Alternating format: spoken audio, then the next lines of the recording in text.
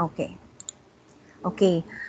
Tonight, we will discuss Module 5, which is short-term decision-making. Short-term decision-making. So, our objectives for tonight would be to discuss the basic steps in a decision model, to differentiate qualitative and quantitative information, to analyze what makes an information relevant, and perform the 3 cases of short-term decision-making. Itong pang-apat na objective, ito yung gagawin natin for the most part of our meeting tonight. Itong tatlo, theories lang yan. Dito sa objective number 4, dito tayo mag-solve. So, sige, let's start. Decision-making. So what is decision-making ba? It is a function of management. It's one of the management functions in which we will select courses of action for the future. A decision model is a formal method used by managers for making a choice. It often involves both quantitative and qualitative analysis. So sa decision model, the first step is always to identify the problem. Ano ba ang problema natin? Ano ba yung kailangan natin? Ano ba yung mga goals natin for this month? Yun yung usually na pinoproblema ng mga managers. Second, obtain information and make predictions. Mamaya gagawin natin yan. Third, identify and evaluate the alternative courses of action, then choose the best alternative. For example, na-identify mo na yung problem mo. You already obtained information na kakailanganin mo to make a decision. Now, before you make the decision, meron kang mga options. For example, may option number 1 ka, may option number 2 ka. So, ang gagawin mo, you will quantify those options para makita mo which alternative is the better choice. And then, once you choose the best alternative, you will implement it, and then you evaluate the performance of that alternative, and so that you can provide feedback. Mamaya, gagawin natin yan. Don't worry. So, ano ba ang qualitative and quantitative information? Qualitative outcomes that cannot be easily and accurately be measured in numerical terms. Quality. Qualitative factors, we're talking about quality. Maganda, masungit, ano pa ba? Mabait, ganun. Quality. Hindi na measure in numerical terms. Pwede sigurong ma-measure but cannot be easily and accurately be measured in numerical terms. Pwede mo bang ma-measure ang kagandahan ng crush mo or kagwapuhan ng crush mo? Pwede siguro kung i-rate mo from 1 to 10, but hindi siya ganun kadali. Unlike sa quantitative factors, outcomes that can more easily be expressed in numerical terms. Sabihin mong si crush, mayaman. Medyo madali mo siyang ma-express in numerical terms if you know kung magkano yung pera niya sa bangko, magkano ang net worth niya, ganun. So, yun yung kaibahan ng qualitative and quantitative factors. Quality and quantity. Quality, mga quality lang. Quantity, yung mga expressed in numerical terms or specifically in peso amounts or dollar amounts. Okay, relevant information. Yung mga information kasi diba dito sa basic steps in a decision model, yung step number 2 is to obtain information. So, anong klaseng information ba yung i-obtain natin? Yung i-gather natin? The information to be gathered should be relevant and related to the decision-making case. So, sa mga problems mamaya, mayroong mga information na relevant, meron ding information na irrelevant. Yung mga information na irrelevant, pampagulo lang yun sa problem. Kasi, tinetest ka kung kaya mo bang, kaya mong i-evaluate yung information kung isasali mo ba siya sa mga computations mo. So, the examples of relevant information are differential cost, avoidable cost, and opportunity cost.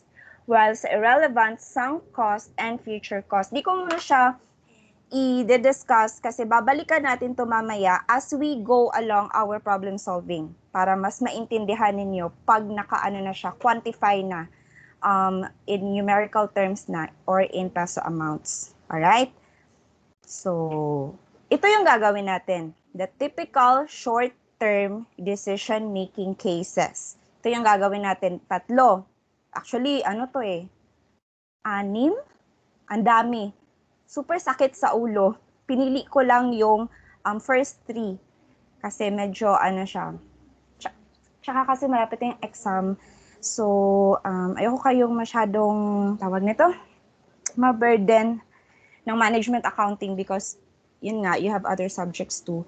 So, pinili ko lang yung easiest or the first 3, which is accept or reject a special order, to make or buy a part, sell as is, or process further.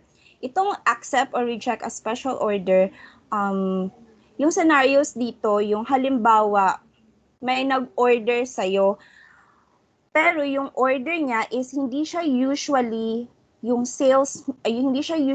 normal sales mo. That is why it's called a special order. So you have a decision to make kung i-accept mo yung special order or i-reject mo ang special order. Dito naman sa make or buy a part, again, we will use a manufacturing company. Sa manufacturing company kasi, halimbawa, nagma-manufacture ka ng kotse, maraming parts ang kotse. Pwede kasing, halimbawa, yung wheels.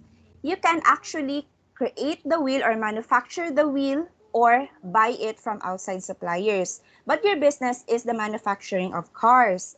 Pero yung wheels, pwede mo rin yung i-manufacture sa factory mo or pwede mo bilhin from outside. So, you have a decision to make kung i-make mo ba or ibabay mo yung a specific part of your product. And then ito, sell as is or process further. Kung yung isang product ba, isa-sell mo na siya on its initial sales form or ipaprocess mo pa siya further. We'll get to that mamaya. Sige. Ito. First, number 1 kasi siya yung saan yan? Siya yung first.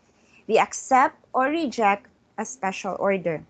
So, sa inyo ha, this pertains to a special sales order outside the regular sales of the business. In deciding whether to accept or reject a special order, the paramount consideration is always the incremental profit, which is normally determined as incremental revenue less incremental cost less opportunity cost kung meron, and yun yung magiging incremental profit mo kung positive, incremental loss kung negative. So ano ba yung incremental revenue? Incremental, ibig sabihin nun kung magkano yung increase in revenue mo. Incremental kasi is increase. So kung magkano yung na-increase sa revenue mo because of the special order. I-less mo yung incremental cost or yung nadagdag na cost, special order, i-less mo yung opportunity cost. Balikan natin yung definition ng opportunity cost. Yan. Opportunity cost daw, although cost ang tawag, pero actually it is an income or benefit that is foregone or lost when one action is taken over another.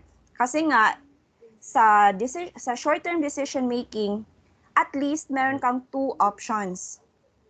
Yes? Yeah, I'm sorry. Okay. Sa decision making kasi, at least meron kang 2 options. Pagpipilian mo yung 2 options na yon.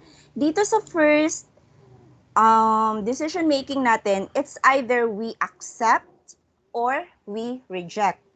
Now, bakit ilalas ang opportunity cost? Ang opportunity cost, this is the income or the benefit foregone or lost when you choose one alternative over another. For example, you accepted the special order. Kung ano man yung income or benefit when you if you rejected sana yung special order na yon, kung ano man yung mga benefits or income, kung i-reject mo sana ang special order, ile-less mo siya sa iyong option. Mamaya, let's proceed na lang sa problem then. Ito.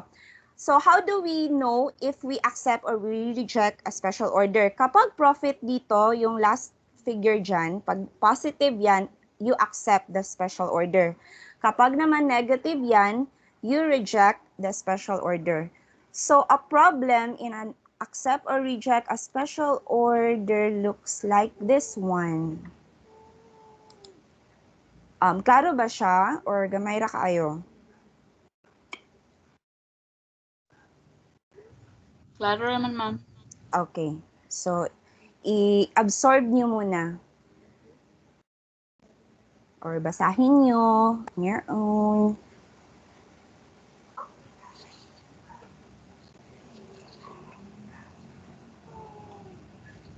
Basahin nyo muna, ha?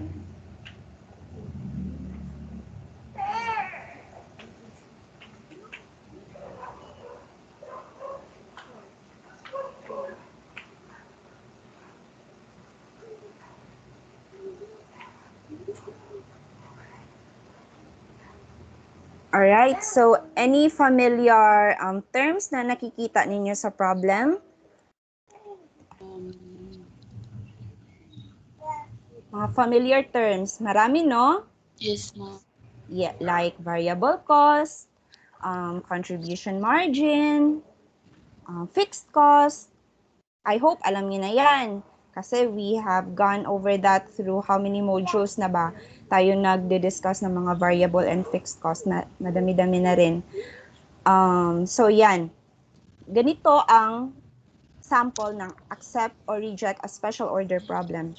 So basahin natin, ha?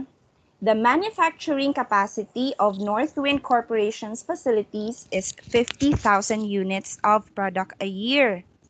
A summary of operating results for the year end December 31, 2018 is as follows. Noong 2018 daw, nakapagbenta siya ng 38,000 units. So kung 50,000 units yung capacity niya, meron pa siyang capacity to, tawag nito, meron pa siyang excess na 12,000 units. Kasi yung capacity niya, yung manufacturing capacity niya, ibig sabihin nito, the company can produce 50,000 units. Pero nung 2018, 38,000 lang yung nabenta niya. 38,000 at 100 pesos per unit. That's why ang total sales niya is 3,800,000. Less the variable cost, 55 per unit. So 55 times, magkano? 38,000, ma'am. Yes, 38,000. Kung magkano ang units na imo-multiply mo sa sales, ganun din yung imo-multiply mo sa variable cost. Alright? Kasi sa previous module, maraming nakakalimot nito. Kapag 38,000 units yan dyan sa sales, dapat yung sa variable cost mo, 38,000 units din. So, imo-multiply mo na lang siya by 55. Check natin, ha? 38,000 times 55 is 2,090,000 pesos. And then, the difference of your sales and all variable cost is what you call your contribution margin. Sinulat na rin dito kung magkano yung per unit niya. Simply divide 1,710 and 38,000 units. So, try natin. Kung 45 nga siya. Saan niya ako ang calcu eh? Wala mo yung nabulad sa adlaw ng solar calcu na ako. Tinang hanapa. Yes, it's 45 per unit. Less yung fixed cost, 900,000. Ma'am, bakit walang per unit ang fixed cost? Because irrelevant na kasi siya. Fixed cost kasi actually is one of your irrelevant costs. Kasi di ba, we have to only use those costs that are relevant in our decision making. Fixed cost, you take note sa mga papers niyo dyan, fixed cost is one example of an irrelevant cost. That's why hindi na rin siya naka-per unit. Binigay na yung total amount niya. So, yung fixed cost daw is 900,000. I-less mo siya from the contribution margin so that you get your operating income or your profit. So, yan. Ito yung nangyari noong 2018. In 2019, anong sabi dito? In 2019, a distributor company has offered to buy 12,000 units at 90 pesos per unit during 2019. Assume that all of the corporation's cost would be at the same levels and rates in 2019 as to 2018. Now, ang lesson natin is to accept or reject a special order. What makes this order a special order? Itong ng offer ng distributor company. What makes this one a special order? Bakit natin to siya matatawag na special order? Ito. Because discounted yung price per unit. Yes, very good. Basta mga businessman, no? Makakita dyan na dayon. Discounted siya because yung normal sales price natin is 100 pesos. Pero itong company na to, nag-offer siya to buy 12,000 units, which is actually yun yung excess natin because we produced 50,000 units, but we were only able to sell 38,000 units in 2018. Now, in 2019, may nag-offer sa atin, uy, akin na yung 12,000 units na excess mo. Pero 90 pesos lang ibabayad ko per unit. The question would be, i-accept ba natin or i-reject ang offer niya? Yung special order na to. Dito natin ipapasok yung formula na to. Alright? So, but before that, meron tayong mga scenarios. And please take note that these scenarios are independent from each other. So, itong scenario 1, wala siyang kinalaman sa scenario 2, wala siyang kinalaman sa scenario 3, and vice versa. Okay? Independent cases ito. So, meron tayong 4 different solvings. Kasi nga independent. But they are all related to this one. Yung sample problem natin. Related sila dito, but they are not related to each other. So, first nating i-assess itong scenario 1. Ang sabi sa scenario 1, the corporation has no alternative use of the idle capacity. Ibig sabihin, yung 12,000 units daw, wala rin siyang gagamitan nun. Kumbaga, naka-idle lang talaga. Or yung facility to produce the 12,000 units is idle. Kumbaga, wala rin siyang paggagamitan nung capacity niya to produce another 12,000 units. So, tapos dito sa scenario 2, the corporation can rent out the idle capacity for 200,000. Ibig sabihin, dito sa scenario 2, ang sabi niya, kung hindi ipoproduce ni company ni Northwind yung 12,000 units, yung idle capacity niya, yung capacity niya to produce another 12,000 units, pwede niyang ma-rent to third parties for 200,000. Dito naman sa scenario 3, the corporation can use the idle capacity to produce a new product that could contribute a 600,000 pesos contribution margin. Dito naman sa scenario 3, kung hindi daw yung capacity to produce 12,000 units, kung hindi mo to ipoproduce, pwede ka pang mag-produce ng another product which can contribute 600,000 pesos contribution margin. And itong scenario 4, if the special order is accepted, 2,000 units of regular sales is expected to be lost. So kung i-accept daw natin tong 12,000 units na special order, 2,000 of our regular units will be lost. So mamaya, tingnan natin ha. Let's go first sa scenario number 1. So nakasulat pa rin dito sa left side yung sample problem, pero dito na side yung scenario 1 na lang. And dito tayo magsosolve. Alright? Dito natin isusulat ang decision natin, which can either be accept or reject. So, same lang ito dito. Itong sample problem na yan. Same lang yan. So, sige. Incremental revenue, dito tayo mag-uumpisa. Ano nga yung incremental revenue? Yung madadagdag na sales because of the special order. Magkano ba, kung i-accept natin itong special order na to, magkano ba yung revenue na madadagdag sa atin? How do we compute for that? What's the formula? 12,000 times 90. Yes. It's actually yung kung magkano yung offer, the 12,000 units times yung price na gusto niya, the discounted one. Wag ito, because this is normal sales. Incremental revenue, we're talking about here of the special order. Yung special order, naka-discount, 12,000 times 90. So, magkano yan? 1,080,000. 1,080,000. Kamu lang sold klasa kay hanap na kayo akong kalkyo. Oh my gosh. Tapos, incremental cost.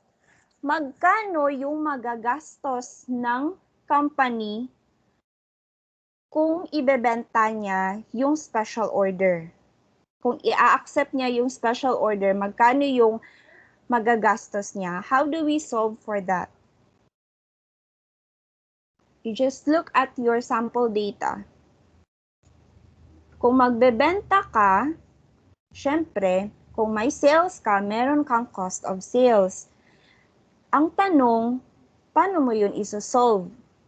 Anong cost ang gagamitin mo? Ang variable cost ba or ang fixed cost? Ang fixed cost, ma'am. No. It's not the fixed cost. Because yung fixed cost kasi, yung ibig sabihin niyan, di ba sinabi ko na rin kanina, the fixed cost is an example of your irrelevant cost. Kapag magsosolve tayo from this point forward, yung i-account lang natin yung mga relevant cost. Fixed cost is an example of irrelevant cost. So, ibig sabihin, hindi natin siya gagamitin sa ating problems. Nandyan lang siya, pampagulo lang, pero actually, hindi mo siya magagamit. So, kung hindi fixed cost ang gagamitin, anong gagamitin natin cost?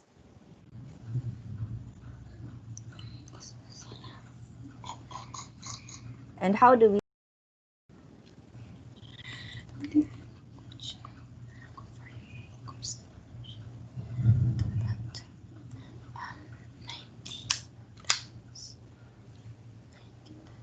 We will actually use our variable cost.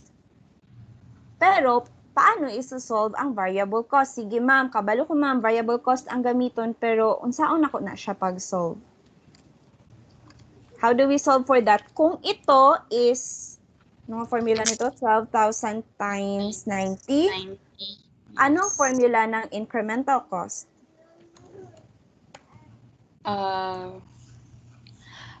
55 per unit times 12,000, ma'am. Very good. It's 12,000 times 55. Yan. So, magkano to? Please, pakiano lang kay... 660,000 po. 660, ganyan? Yes po. Okay. 660,000. Tapos, meron pa tayong isang ilalas, the opportunity cost. Pero ang sabi dito, if meron lang. In this case, there is no opportunity cost because walang other data na binigay. So, 0 yan. So, magkano yung difference ng incremental revenue and incremental cost? 420,000. 420,000.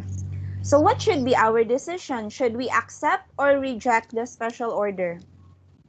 Accept. Should accept kasi yung criteria natin kanina, if profit, accept. If loss, reject. So for scenario 1, it's okay to accept the special order because the special order actually resulted to an incremental profit. Ibig sabihin, may dagdag na kita ang company because of the special order. Even though hindi siya sold at normal price. Kasi yung normal natin 100 pesos. Pero binenta lang natin siya at 90. Pero ito lang din kasi scenario niya. The corporation daw has no alternative use of the idle capacity. Wala rin namang paggagamitan yung corporation sa 12,000 units. Much better na ibenta niya na lang ito. Although at a discounted price, pero yung result pa rin is profit. Kumita pa rin yung company. So scenario 1 again is accept. Accept the special order. That's your decision. That's the decision to make. Kung ganito. Now, let's go to scenario 2. Again, ang mga scenarios, ang mga cases are independent from each other. So, ibang case din ang scenario 2. Same data, dito sa left, same lang, but merong additional assumption dito. The corporation can rent out the idle capacity for 200,000 pesos. Ibig sabihin, kung hindi i-accept yung special order, magagamit yung 12,000 units para ma-rent out sa iba for 200,000. Not actually the 12,000 units, but the capacity to produce another 12,000 units. What's that? Okay. Sige. So, again, how much is our incremental revenue?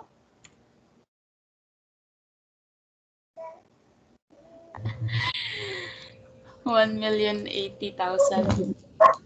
Parehas lang kanina, no? Same lang. And our incremental cost is? 660. 160. But this time, meron na tayong opportunity cost. So, balikan natin yung sana nga yung definition yan. Opportunity cost, income that is foregone when one action is taken over another. Because we chose, assuming that we choose to accept the special order, mawawala yung income na to. Kasi hindi na natin ma-rent out yung idle capacity to other people or to other third party.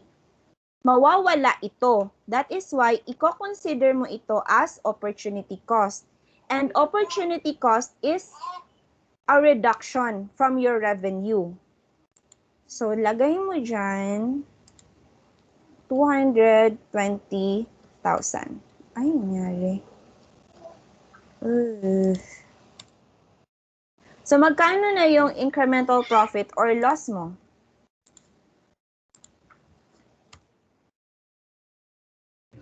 ₱220,000 na lang, ma'am. 220, pero positive pa rin siya, di ba? Yes po. So, dahil profit pa rin siya, again, yung scenario 2 is what? Accept or reject? Accept pa rin. Pa rin ang scenario 2. Right? So, let's move on to scenario 3. Same pa rin. Dito lang nagkaiba. The corporation can use the idle capacity new product that could contribute a 600,000 contribution margin. Ibig sabihin daw, itong capacity to produce another 12,000 units, actually pwedeng gamitin ng company yon to produce a new product that could contribute a 600,000 CM. CM is sales less variable cost. CM na yung binigay para wala ka nang i-less pa, wala ka nang i-multiply pa. Binigay na mismo yung contribution margin. So, magkano again ito? 1,080,000 ba to? Tama ba? Yes, ma'am. Yes, ma'am. Tapos 660 ito, no? So dito, in this case, yung contribution margin natin is actually our opportunity cost, which is the 600,000. Bakit ito nakaano? Yan. So magkano na lang yung incremental profit or loss natin?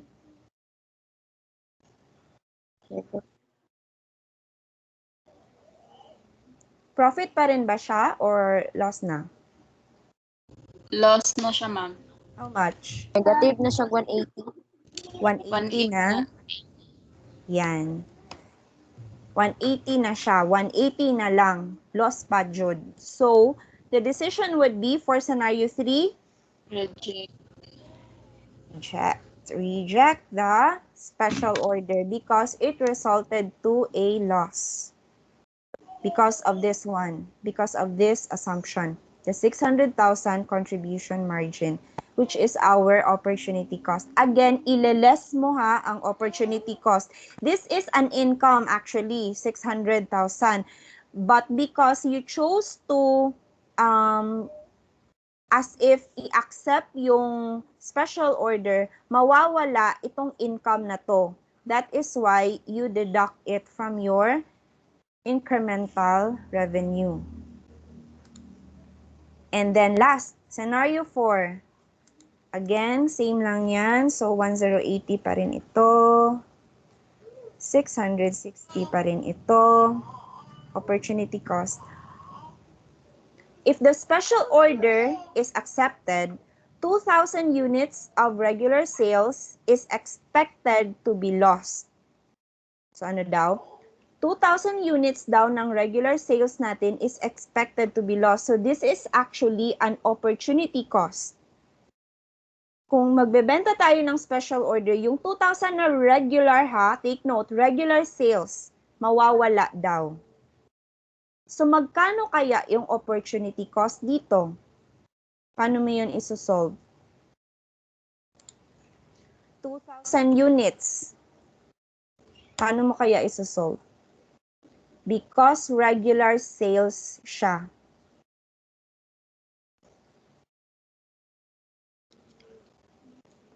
Should it be 2,000 times 100? 2,000 times 90. No. Because yun yung special order natin. Yung 90 pesos. Ito kasi, 2,000 times this is 1. actually a special order. Yung 90. Pero itong regular sales, yung from the data above, yung binigay. Magkano nga yung 2,000 times regular? 100, ma'am. So, yung regular sales natin is 100 pesos per unit. Pero di ba kung magbebenta ka, may cost ka rin na 55. So, all in all, yung kita mo lang talaga is ang 45. That is why yun yung i-multiply mo sa 2,000 units of regular sales. Explain ko, pwede kasing i-2,000 times 100 mo rin siya. Pwede ganyan. 2,000 times 100, yan yung regular sales. Ito naman yung regular variable cost mo, 2,000 times 55. Kasi kung magbebenta ka pa rin, syempre meron ka pa rin variable cost.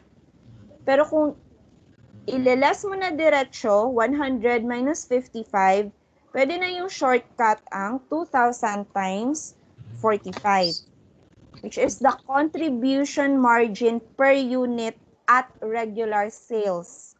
This is at regular sales ha, kasi 100 yung sales price per unit. So magkano ang 2,000 times 45? 90,000. 90,000. Ay, nako. Yan. So, magkano na lang ang incremental profit or loss?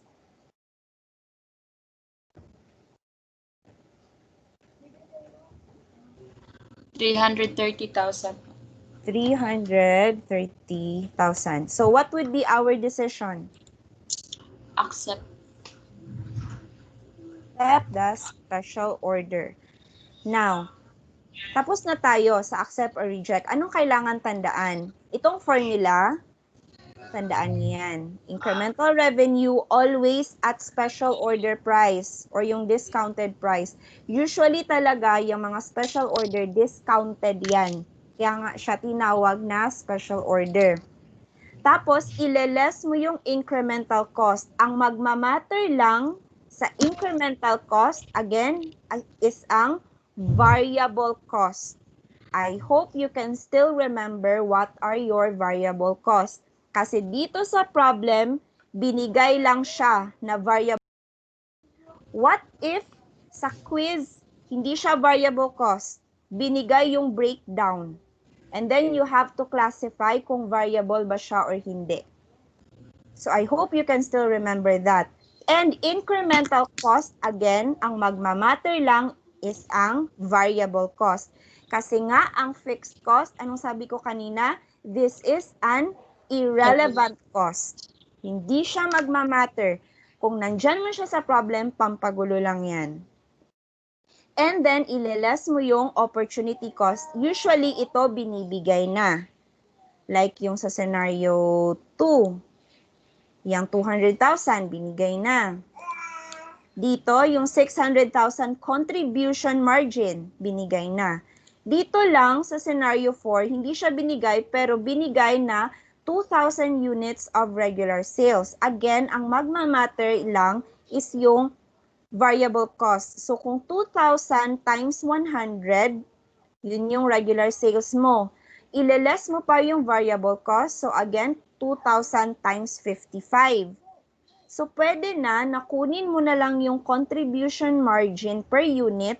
Yun yung imo-multiply mo sa 2,000 units para makuha mo yung opportunity cost, which is this one, 90,000. And then, if the result is profit, you accept the decision. If the result is a loss, you reject the special order. Again, variable cost lang ang magmamatter. Because sa next slide, you will make, meron kayong assessment. Pero hindi naman siya, tawag nito, hindi siya graded. I just wanna test kung nakikinig nga kayo. Okay? So, yan lang. Yan ang tandaan. Ang formula, tapos sa incremental cost, ang ano lang yan, ang variable cost. And then sa opportunity cost, hindi lahat meron. Sa scenario 1, walang opportunity cost. So, hindi lahat merong opportunity cost. Not all problems have this one. So, sige. I want you to do this. Ito lang yung problem. Itong Gryffindor. Ito lang din yung question. So, may option A, B, C, D. This is the formula. So, I'm gonna give you at least 5 minutes. Kaya? And you give me a letter. Ayog hilak. Dili man di siya recorded. This is not graded. I just wanna test you. Sige lang. Just go. That's your problem. Example, ingana ang exam. So, if you can see, iba dito. Dito, binigay ang breakdown. So, I hope you can still remember your previous lessons. How to classify a cost if it's variable or fixed. And basahin yung other data sa baba. Kasi maybe, relevant siya or pwede ring irrelevant. So, sige.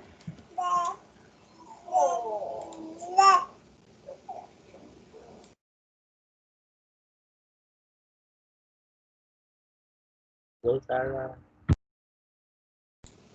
Ansanel.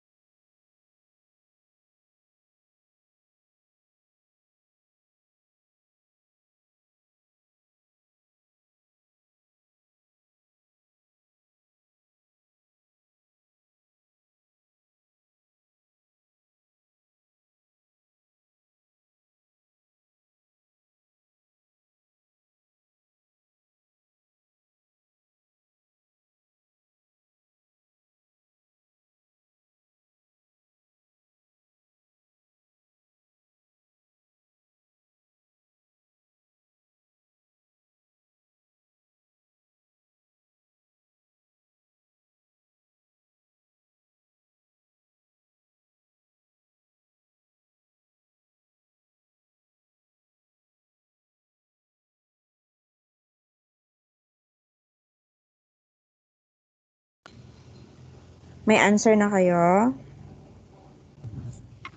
Ma'am, Ma'am, wala wala po. pa, ma'am. Sige, sa man. Sa pangutana. Or more time lang. More time pa po. Alright. Sige.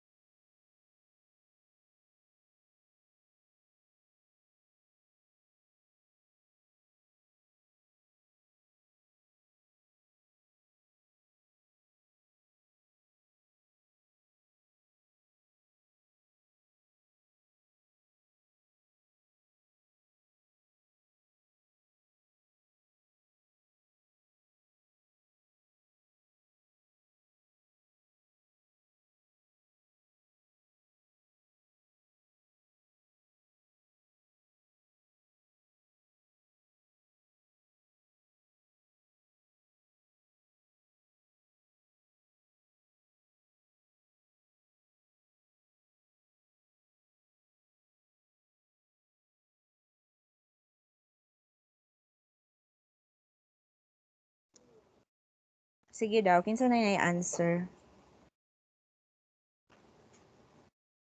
Wala ni gawa sa calculator.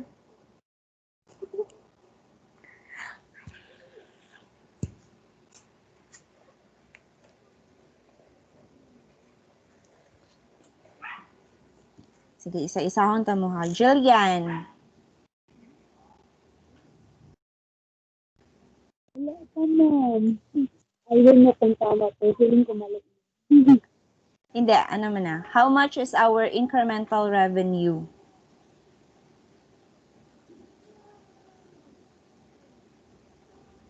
Incremental revenue, magkano?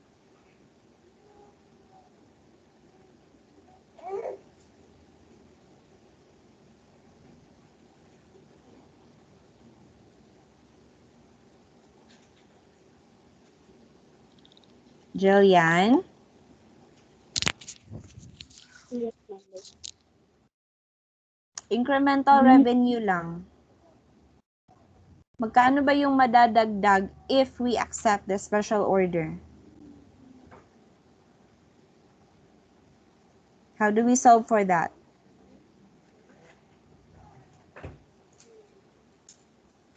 Gusto mag-real din sa akin. 32,300. Wait lang, check ko sa calculator ko. Wala din ako.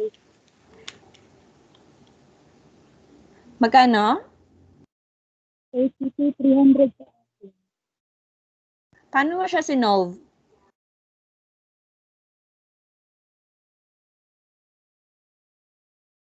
Yung per unit, naka multiply to, to Dili lagi. 3,000. Ano na?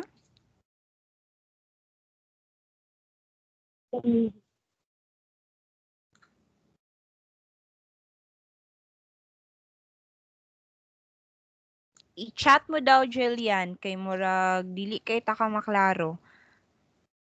Yung formula lang sa incremental revenue kung paano mo sinolve.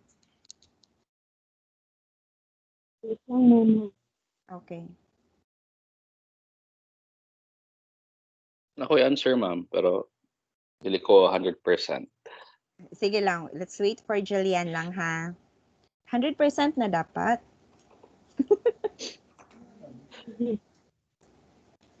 Lang ko nag-chat na siya. Let's wait for Jillian first.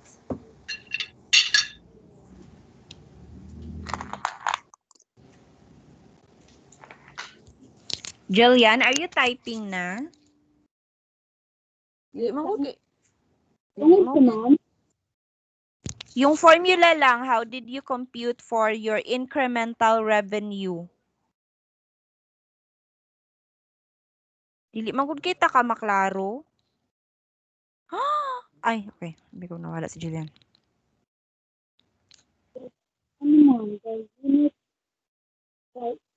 unit the glass tapos price per unit.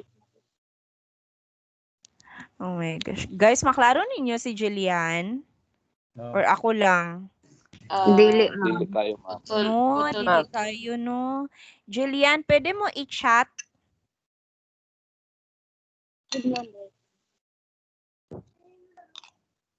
Ang binukog ako lang. Sige, while waiting for Julian, Julina, how much is our incremental cost?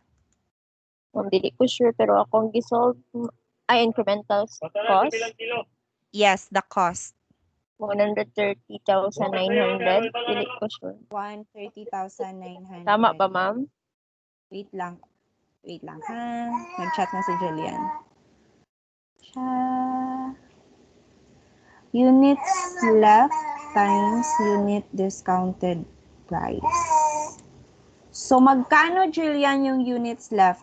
Give me the ano daw, yung numbers, the figures.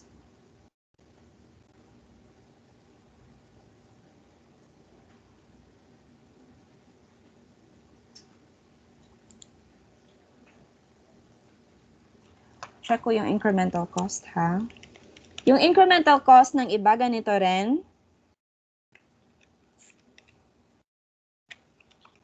Ah, 176,100 ako. Hindi, ma'am. Ang isa, 176,100. Other answers? 181,800. 1. Alo, dagan kayo sila guys. 81. How about yung iba? Sige. Tanong na to. Kinsay tama. 181,800 din akin, Prof. 181,800 din. So, sige.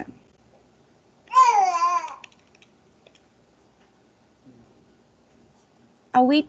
I'm asking about the incremental cost, ha?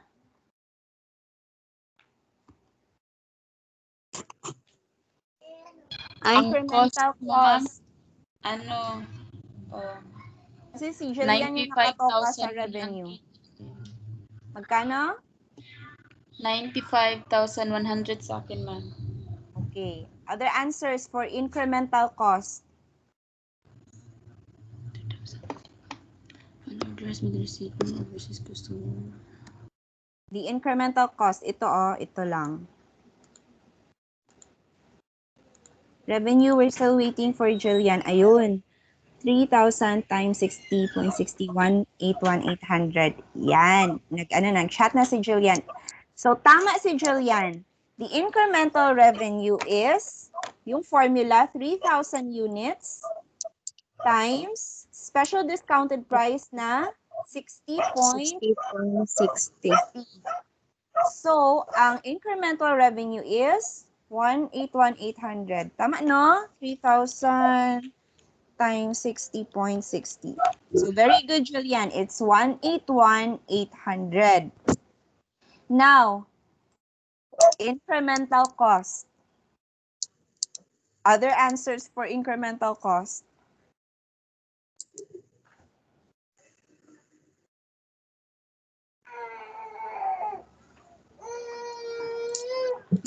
Chat.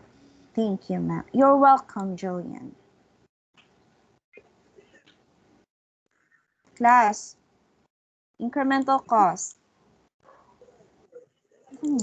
One.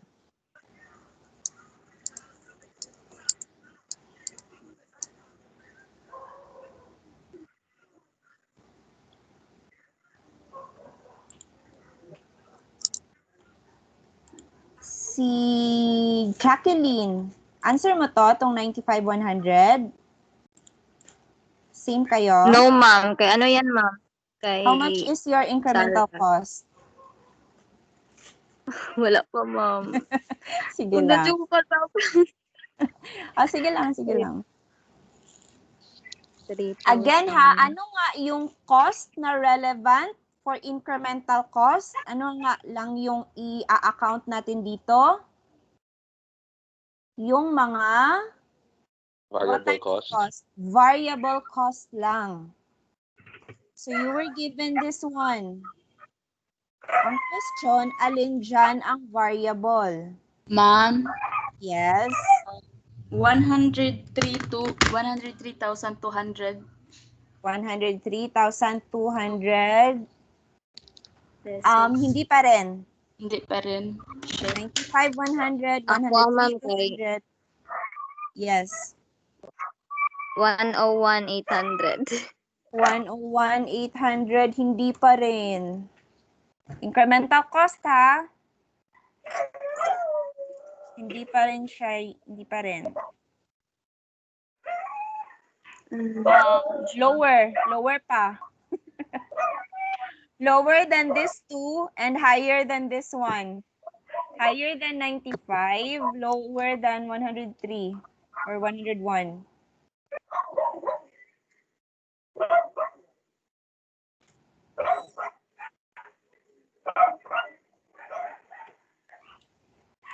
Isa pa yung mga Norvik. Hi, Norvik. Do you have an answer?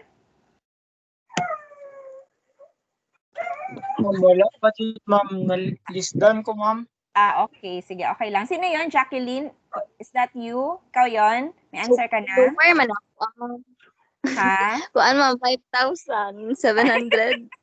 No, gamay ra siya kaayo. Gamay ra siya kaayo. So, wala dyan. May i-show natin yung formula pa na siya nakuha. 57,000. 57,000? Yes, ma'am. Hindi pa rin. Higher.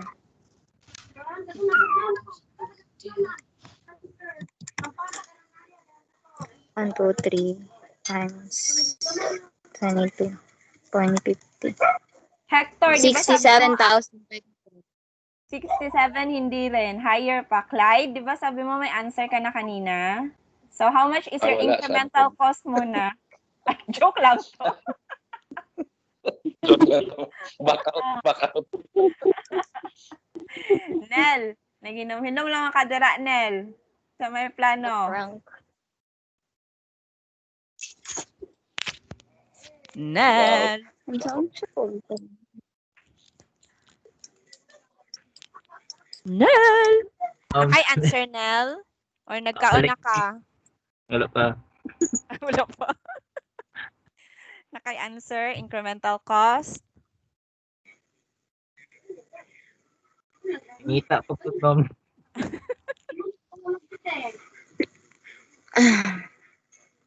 Another 1 minute before I tell you the answer. Try sa ninyo. Mas lahi jud nang kamoy nakakuha sa answer. Yung sa gani, formula na ma'am, i-add ang variable cost, then i-multiply by 3,000. Kung ilang units ang special order? So may isa ka ng Okay. factor, yung 3,000. Yung problema lang kung magkano yung ita times mo. Nandito lang sa given.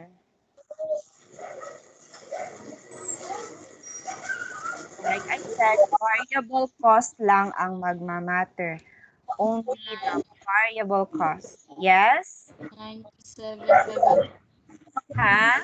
Sino yun? Sara, ma'am. Yes, Sarah. Magkano?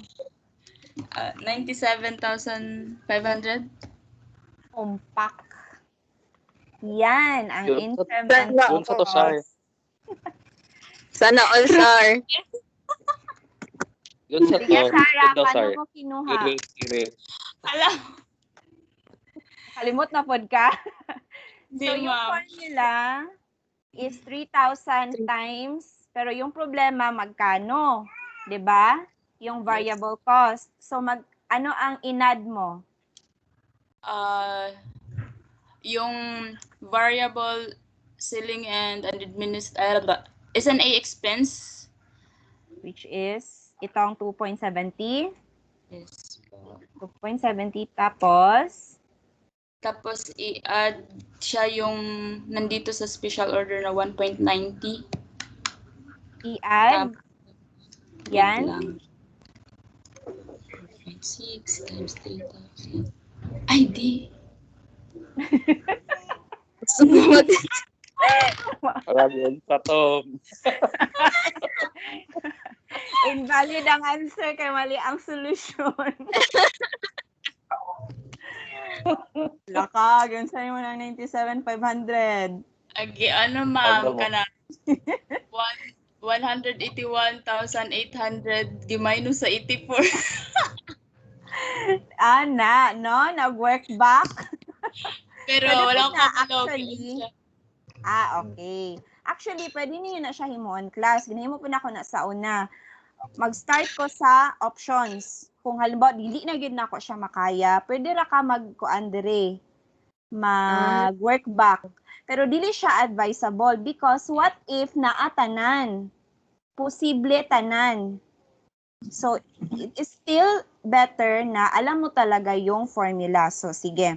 Alam na natin na yung sa incremental cost, i-multiply natin by 3,000. Pero sabi ko nga kanina, ang magmamatter lang would be all the variable cost. Lahat ng variable cost. So, binigay sa atin dito ang per unit. It's only a matter of identifying which costs are variable. So, sige nga. DM, is this a variable cost? Yes or no? No, ma'am. No. No? Ma'am, sorry. Else, variable cost or fixed cost? Variable cost, ma'am. Under government sa variable cost. Yes. Diba, parang paulit-ulit natin before, direct materials and direct labor are all variable cost. Tama din. So, DM is isa siya sa mga variable cost natin. Ano pa? 2.50 plus ano pa? 7.50. Yes, 7.50 which is our direct labor. Plus, ano pa? Plus variable MOH. Variable MOH. Sinabi na variable. So, i-add mo siya. Plus, ano pa? Variable SNA. Variable SNA. May i-add ka pa ba? Wala na po. So, yan na yon. Yan na ba yon? Yes po, ma'am. Yes, ma'am. Ay, ano? Itong sa special order, ma'am, ano pa yan? Yan. I think dito kayo nagkamali. Basahin natin ha. The variable SNA expense would be 1.90 less per unit on this order than on normal sales. Ibig sabihin daw, mababawasan ng 1.90 per unit yung variable SNA natin. Kasi nga, di ba, special order na siya. So, mababawasan yung variable SNA natin. So, this is actually minus 1.90. So, sige nga, let's try. Magkano yan? How much is the total? 22.50. 32.5, ma'am. Tama ba? 32.5. 30.8. Ay, sa ba, Jude? 2.5. Hindi. Ay, 32.5? 32. Yes, ma'am. Okay.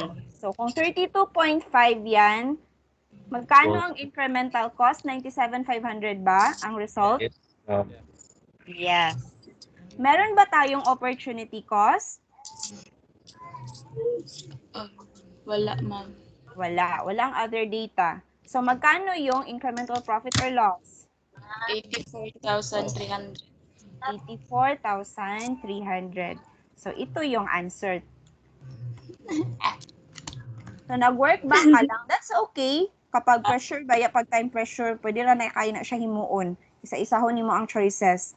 Pero it is still better na alam mo talaga kung paano siya kinuha.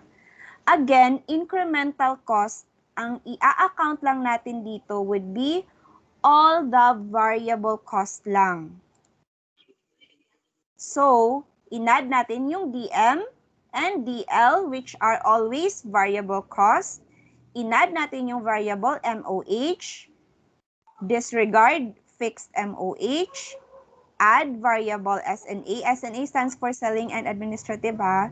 Variable S&A, add, and disregard fixed S&A kasi nga lahat ng fixed cost ay irrelevant. And then, merong additional data sa baba. Mababawasan daw ng 1.90 yung S&A natin because of the special order. That is why giminus na siya dera. So, yung variable cost natin for the special order is actually 32.50. And i-multiply mo siya kung ilan ang special order. Kung ilan yung units mo dyan sa taas, yan din yung number of units mo dito sa baba.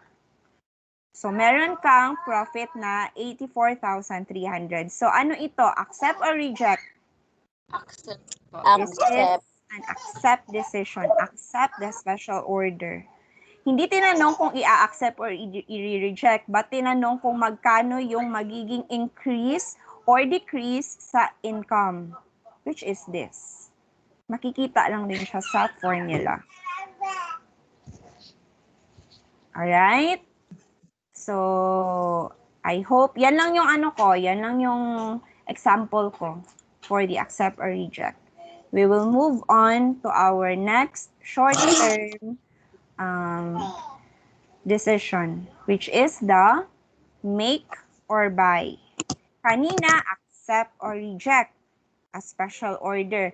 Dito naman, should we make the product or buy the product? No, this is not a product. This is a part. Make or buy a part, not the product. A product is composed of different parts. Example, kung meron kang car, maraming parts ang car. May wheels, manibela, window, ano pa ba? I'm not familiar. Pero maraming parts ang isang product. Now, kung manufacturing company ka, hindi lahat ng parts ng product na minamanufacture mo, ikaw talaga yung gumawa. So, kung nag-produce ka ng kotse, pwedeng ikaw gumawa lahat ng parts, ikaw lang din yung gumawa ng manibela, ikaw gumawa ng wheels, pero pwede rin na hindi. Kasi maraming factors why we do not manufacture all of the parts of the product we produce. Pwedeng hindi kaya ng machines mo, or mas makakasave ka kung bibilhin mo na lang siya from outside suppliers. So dito sa make or buy na decision, the total relevant cost of each option, the make or buy option, should be taken when deciding to make or buy a part. So yung relevant cost lang. Usually, yung relevant cost natin, yung mga variable cost. Whichever option gives a lower relevant cost would be a better alternative, assuming no other quantitative or qualitative factors are to be considered. So, sa decision, kung kanina sa accept or reject, kung profit, accept, kung loss, reject.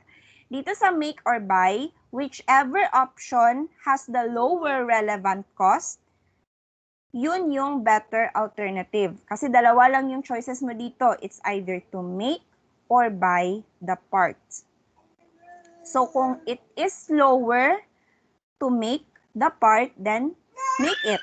Or if it is lower to buy the part, then purchase it from other suppliers. So, what are the costs ba that we should consider? Ito yung magmamatter. Sa cost to make, maklaro ba, class? Gamay mo eh. Maklaro naman, no? Yes, ma'am. Yes, ma'am. Maklaro, ma'am. Sige. Sa cost to make, i-add to lahat ha kapag naka-close open siya, saka mo siya i-less. Pero itong mga ano lang, add yan. Sa cost to make, again, direct materials, direct labor, add variable MOH, i-add ito, fixed MOH, but this time, yung fixed MOH na avoidable. So, mamaya, I'll show you what are those, yung mga avoidable fixed MOH. Kasi sabi natin kanina, ang fixed cost always irrelevant. Pero dito, meron siyang another label, the avoidable fixed MOH. And also other relevant costs. Depende yan sa problem. May mga problems na maraming ibibigay na data. So, magdedepende yan. Yan, i-add mo lahat. Yan yung total relevant cost to make. Dito naman sa cost to buy, if you choose to buy the product, syempre, yung relevant cost dyan is kung magkano ang purchase price. Kung magkano ang bili mo or magkano ang benta sa'yo ng supplier. Yun yung magmamatter, the purchase price. And other relevant costs, depende kasi talaga yan sa problem. And ileless mo yung relevant savings. Kagaya lang ito kanina sa opportunity cost. Di ba? Niless natin yung opportunity cost. Dito, sa make or buy a product, part lagi, siya man ang product. Sa part na siya class ha, make or buy a part. Dito sa make or buy a part, sa option to buy, dito mo ileless yung relevant savings, relevant opportunity cost, kagaya nung kanina. So, ganito yung sample problem niya. Medyo mahaba. Problem pa lang yan. Ouch. Taas ko tsaka yung oh my. Pero actually, this sample problem is very comprehensive.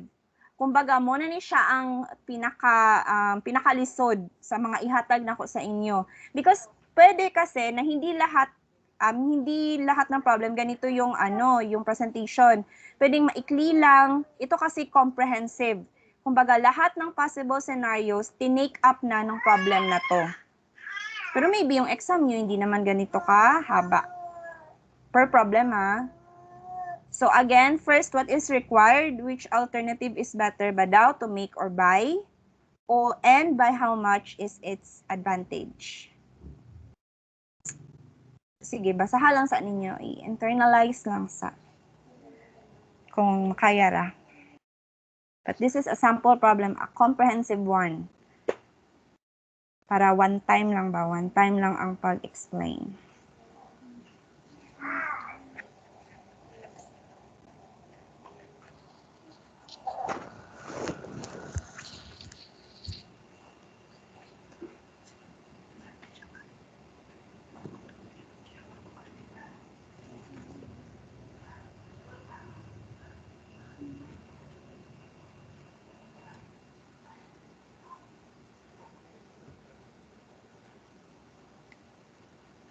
So, sige.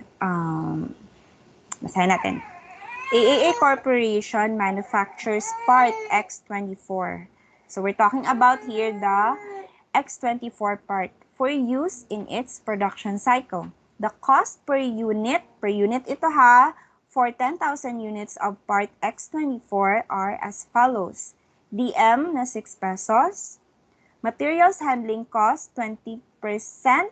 Mamaya merong dito, additional information. Bakit yan naka 20%?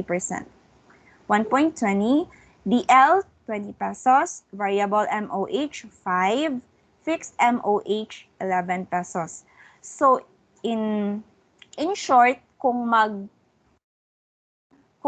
si AAA ang gagawa ng part X24, gagastos siya ng 43.20 pesos. Now, si BBB, nag-offer siya na AAA, wag ka nang mag-manufacture. Bentahan na lang kita. Tingnan mo 40 pesos per unit lang. Bili ka na sa akin. Huwag ka nang mag-manufacture. Huwag mo nang pahirapan sarili mo kasi I can give you the 10,000 units of the part that you need for only 40 pesos per unit. So, may savings ka. But the question is, may savings nga ba?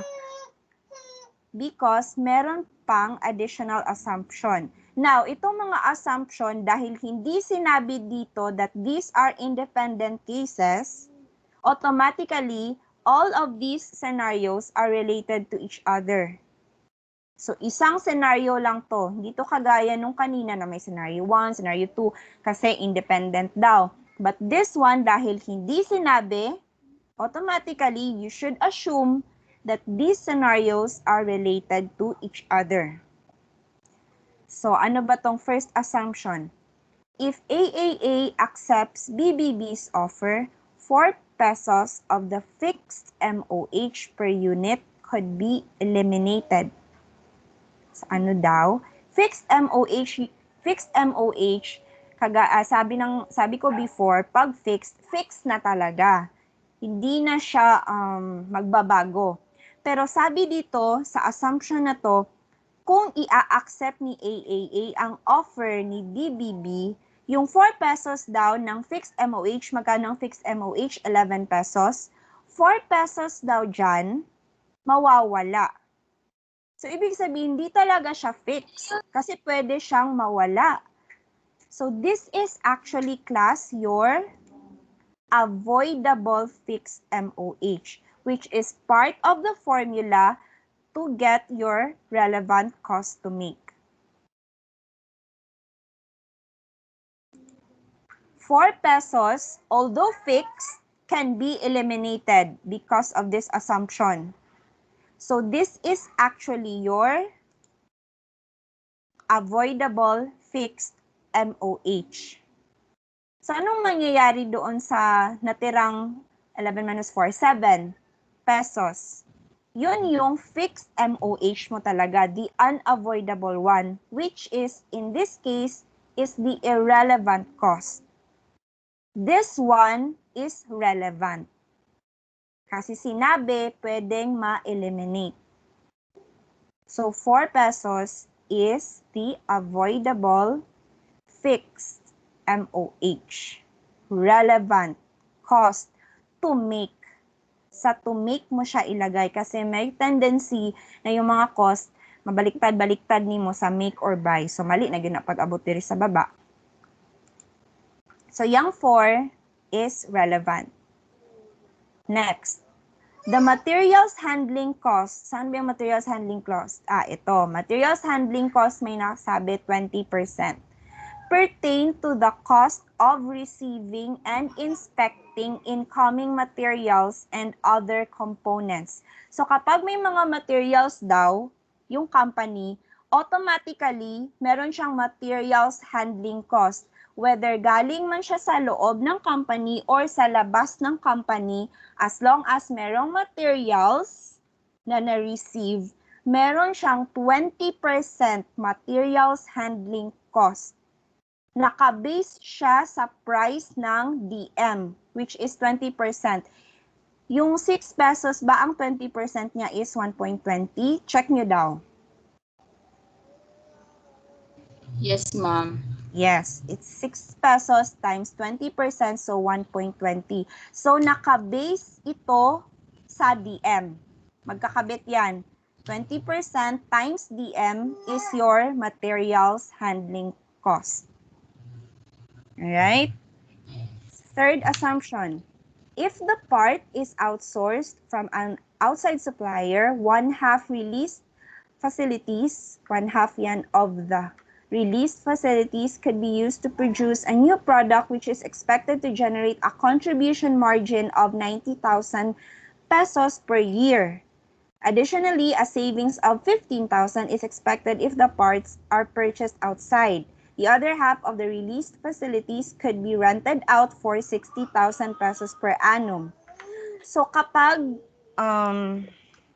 binili daw natin yung part X24, yung facilities na hindi nagamit, one half of those released facilities pwedeng magamit to produce a new product that could generate a contribution margin of 90,000 per year. So actually, this sounds familiar because sa kanina, sa accept or reject, meron tayong ganitong scenario. Yung pwede kang mag-produce ng new product to generate another income. So this is actually an opportunity cost. So saan mo ilalagay yan? Dito, sa cost to buy, pero deduction. Hindi mo siya i-add, i-deduct mo siya. Additionally, a savings, another income, another benefit, it's another opportunity cost, another savings of 15,000 is expected are purchased outside. So again, another deduction from your cost to buy because this is an opportunity cost. The other half, kasi yung one half, pwede daw gumawa ng another new product. Yung the other half could be rented out for 60,000 per annum. So yung the other half of the released facilities, pwede mong ipa-rent to outside third parties for 60,000. So another savings, another income, another opportunity cost, another deduction from your cost to buy. Huwag mo siyang ilalagay dito kasi dito yan siya. Relevant savings. The outside supplier, the last assumption, the outside supplier requires that an equipment be leased to meet the order of the company. The equipment rental cost of 80,000 shall be charged to AAA. We are from the perspective of AAA kasi. So kapag daw bibili tayo kay BBB company ng ganitong parts, yung 80,000 na gagastusin niya for the equipment rental, tayo pa daw yung mag-shoulder. So may ganun ba yun? Yun yung assumption dito eh. Kapag daw bibili tayo sa kanya, magre-rent daw siya ng equipment. Tapos, yung rental fee ng equipment na yon, tayo daw ang mag-shoulder. That is why, i-add mo siya dito sa other relevant cost to buy. Assuming kasi ito na tayo ang bibili. Bibili tayo kay BBB. Dahil bibili tayo, magre-rent daw siya ng equipment. Yung rental fee daw ng equipment, tayo daw ang mag-shoulder. So, dito mo siya ilalagay sa cost to buy. Sige, isa-isahin natin ha. Yan. Nahati kasi ito sa dalawa. Dito sa first, ito muna, itong first na yellow. Tapos, dito sa second, yung second portion of the assumptions. So, dito muna tayo. Magkano ang direct materials natin?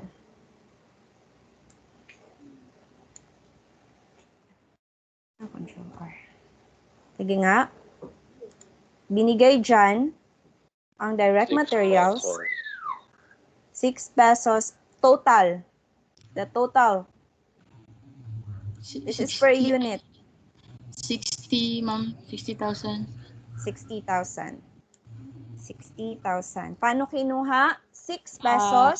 Times 10,000 Yes, units. 10,000 units. Kasi ito yung assuming na pwede nating gawin or pwede nating bilhin from outside. So dito, sa first assumption, what if gawin na lang natin yung X24? Huwag na tayong bibili. Let's do it ourselves. So ito yung magagastos natin for direct materials.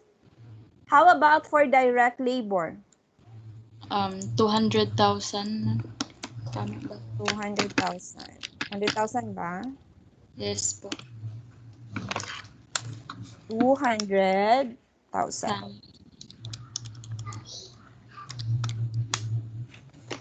And then, meron ba tayong variable MOH?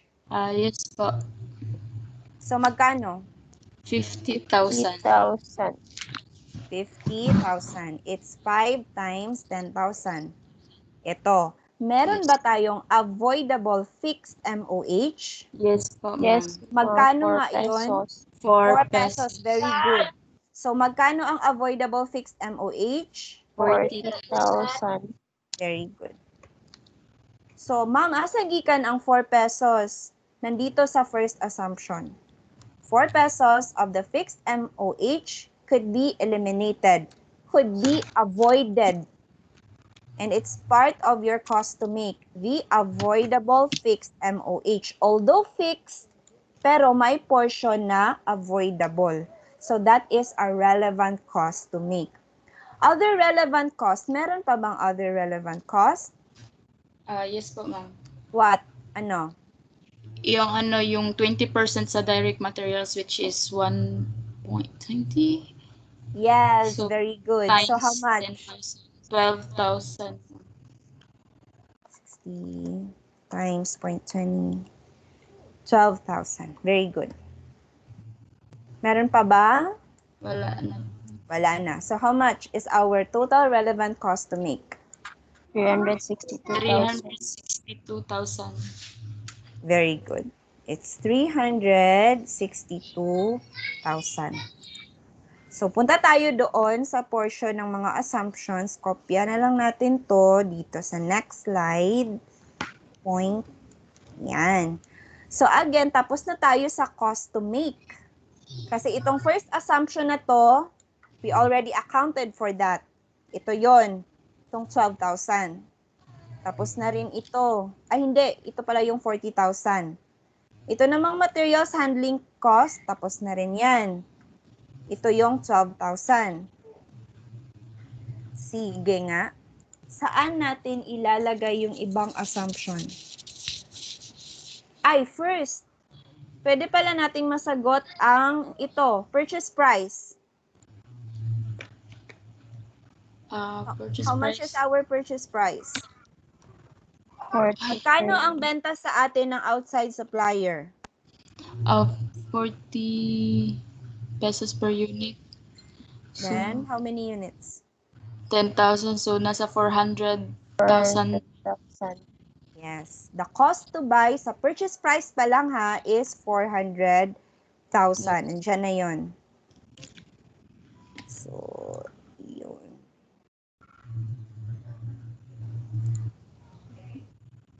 Anong i-add ko? Anong ile-less ko?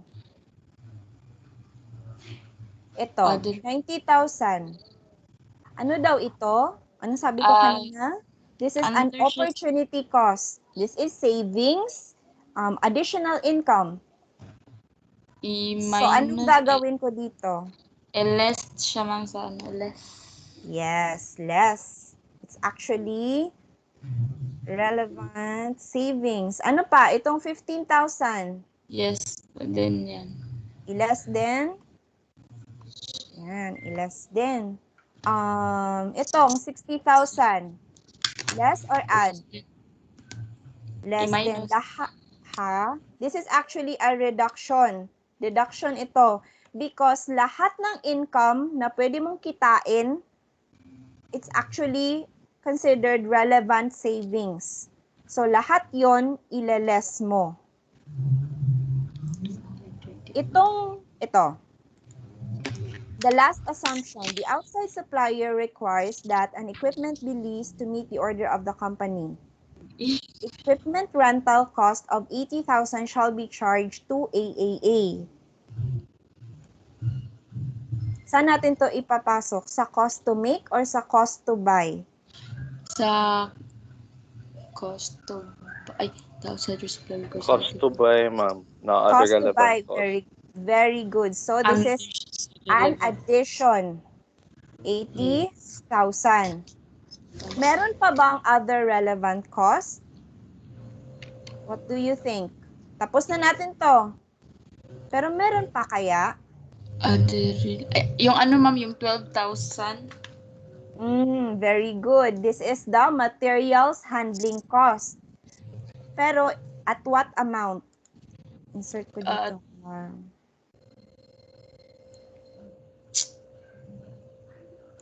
At what amount? 12, ma'am. 12,000, this is based on 60,000, di ba? 12,000 is 20% of 60,000. Pero dito sa cost to buy, iba ang price mo. How much is your price? Yung purchase price mo.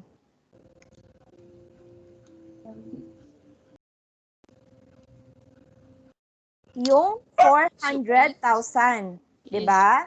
Kasi yan yung bili mo sa supplier. Now, the materials handling cost daw kasi pertain to the cost of receiving and inspecting incoming materials So, incoming mo yung 400,000 worth of materials dito sa cost to buy option. So, magkano ang 8,000 siya. 20% ng 400,000? 80. Ay, 80 ba? 80K. 80,000. So, meron pa ba? Other relevant. Good evening, Prof. Can I leave the class? I have... Oh, sige, Earl. You can go na. Can always replay naman sa YouTube.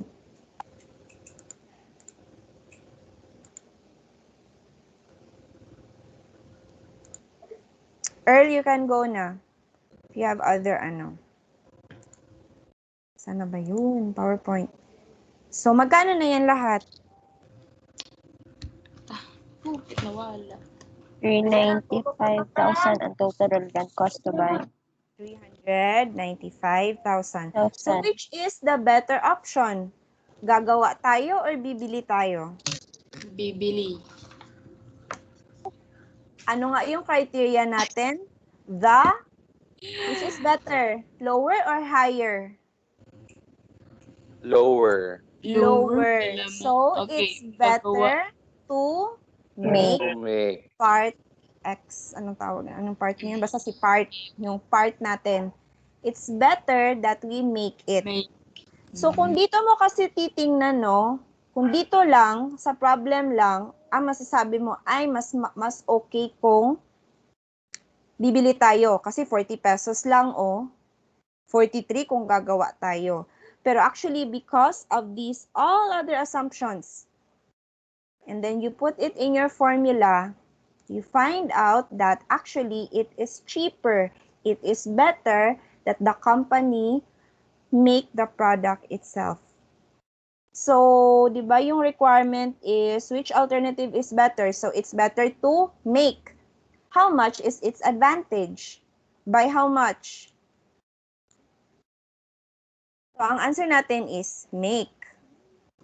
330, 33. Magkano ang advantage? 33,000. 33,000. It's simply the difference of the two. So, cheaper ng 33,000 when if we make the product. So, recap tayo ha. Ano bang mga importante sa cost, sa make or buy a part?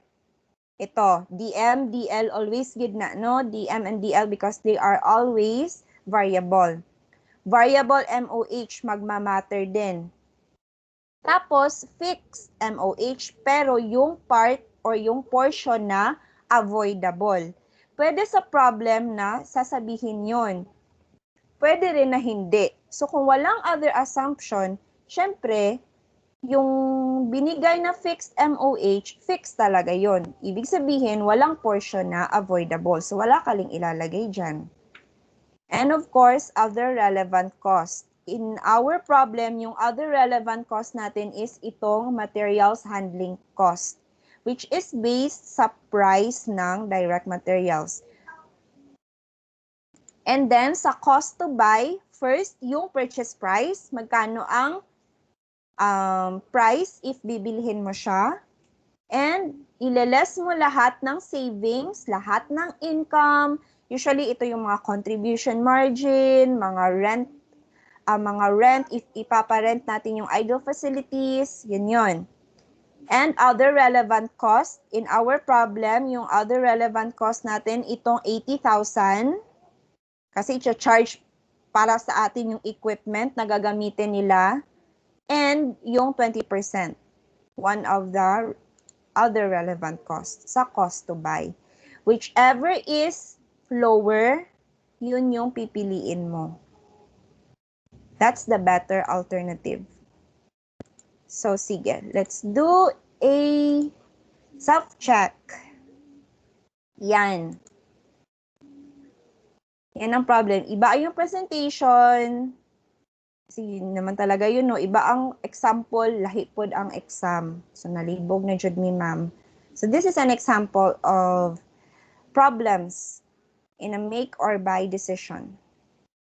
So, sige. 10 minutes. Ah, 5 minutes lang mo eh. Taas na mo. Dili taas siya no kay gidako man gud akong font pero gamay ra na siya.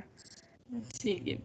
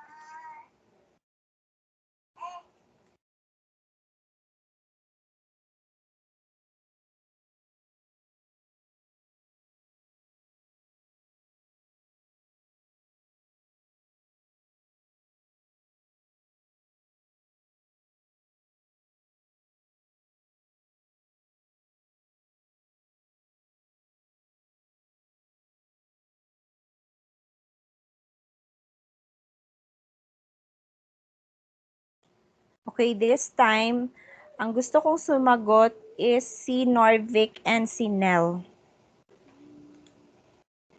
So girls, other and Clyde, quiet lang. Sila ang mag-answer. Sige, ma'am. Norvik ha and Nell ha. Nagkauna ni si Nell ba? Kayo ang sasagot. Ayaw mo leave.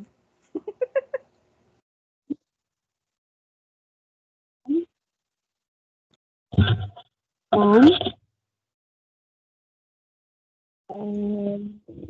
Sumagot din yung iba. I-compare natin yung answers niyo. Pero yung sasagot this time is si Norvik and si Nell. Ganito. Norvik, ikaw ang mag-solve ng cost to make. And si Nell, cost to buy. Ang cost to make ba ma'am kanang the design engineer estimated that each headlight requires. Kana ba ma'am kanang 4, 6 ug 3? Secret! Dire, Ma'am, tanawa dire sa formula. This is the formula, di ba? Okay, yes ma'am. I-take note mo. This is the formula. So, ito yung problem mo. So, yeah. Secret. Okay. Kaya mo yan.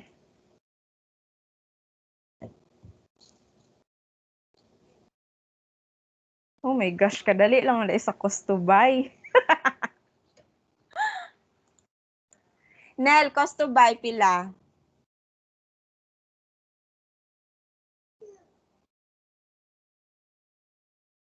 Nel. Wala na gini si Nelo. Hello, ma'am. Yes, Nel. Wala, ma'am.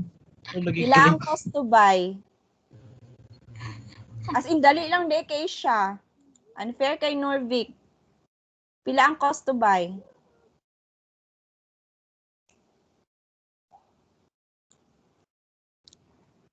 Nel. Hello, ma'am. Balo, ma'am. Ay, sige, basaha na lang. As in, dali lang din siya kaayo.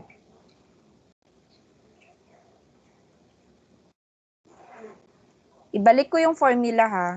Yan o, formula. And again, like I told you before, hindi lahat nung sa exercises natin, yun din yung sa problems. Pwedeng wala, pwedeng meron. Ito yung formula. Cost to make, cost to buy. And ito yung problem.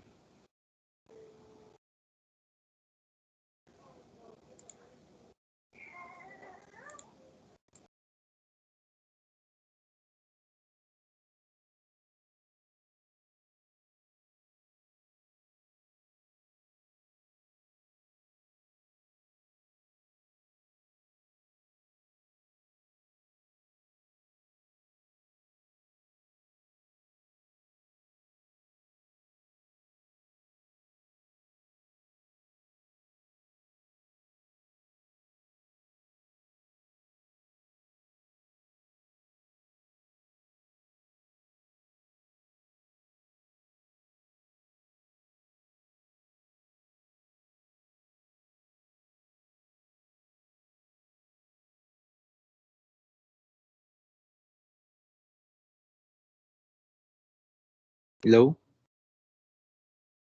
Hello? Hello? Naitao? Char, ready na Yes. daw siya. Si Nel. Gumulo Rahul. ko. Dahil lang ako. Okay. How about you, Norvik? May answer ka na? Ikaw na lang, sir. Ma'am. Sige lang. Sige lang. We'll wait for you. No, Nel. Dili ka i-save ni Sar this time. Kay dali ra kayo ang cost to buy.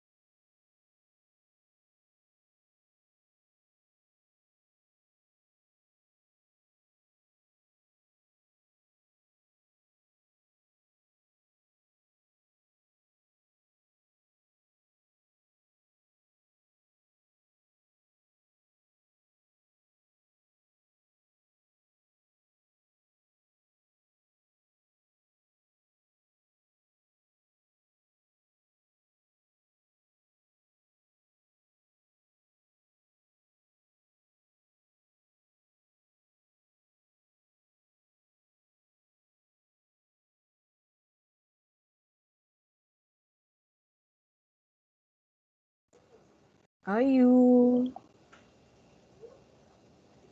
Ano na answer?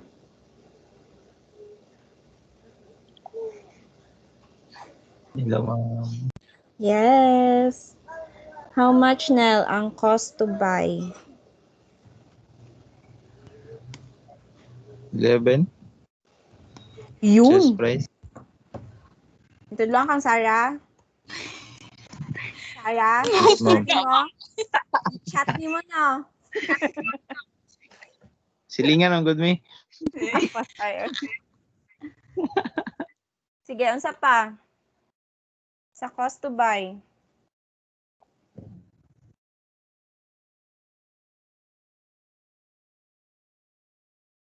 Pwede mo tanawa itong ano, ma'am? Sa Picas, ma'am. Okay. Hello Wait. po. Saan na yun?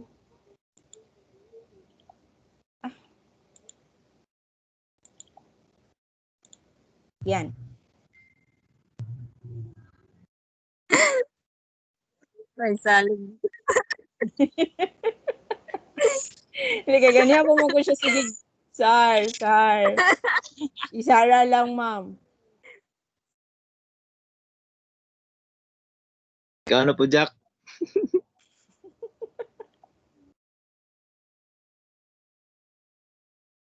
Okay na, ma'am. Balik. Nag-screenshot na ako. Okay. Yan.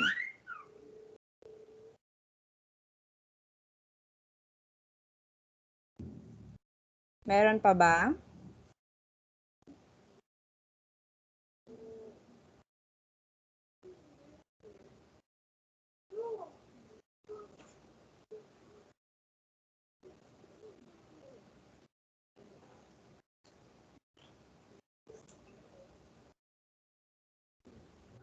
Okay na, ma'am.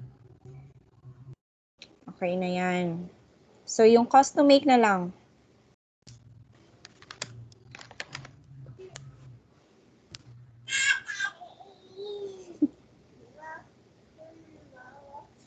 Ang total mo, no?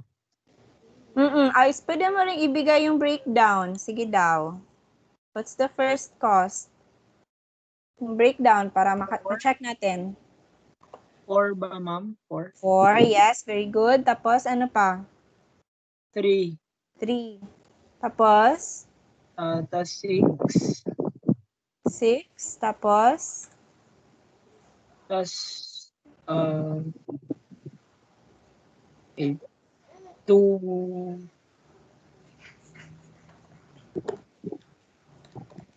2.4. Tama ba? 0.4. Ano pa? Kana ra akong maano, ma'am. So, ito lang. Opo. Tapos, itong cost to buy is 11 na. So, magkano ito? Total mo sa cost to make? 6, 4, 15.40 ba? 17 ako at total, ma'am. 17 eh. 4 plus 3 Ay, plus 6. Dili, kanin kay Norvic nga ano. Ay, inner. 11, ay 15.4. Kung ito yung answer ha, cost to make. So, Yes, isa-isahin natin. Unahin natin itong cost to buy. Kaya dali lang siya, no? Wala kasing other data. Binigay lang yung kung magkano ang per unit ng headlight, which is 11 pesos. Magkaiba ito kanina because dito per unit. Kanina kasi yung total cost. So, dito per unit lang. 11 pesos ang purchase price. So, yun na yun. Yun na yung cost to buy. Kasi nga, sabi ko, hindi lahat nung nasa exercises, yun din yung nasa exam. May portion lang, medyo kaunti lang yung data. So, definitely, kakaunti lang din yung isosolve mo. So, tama ito. The cost to buy is 11 pesos. Dito tayo sa cost to make. 4 pesos na DM, tama. 3 pesos na DL, tama. 6 pesos na MOH, mali. This is wrong. But this one is tama. 2.40. Why? Dito kasi, ang sabi, 6 pesos yung MOH. Yung total MOH yung binigay niya, which is 6 pesos.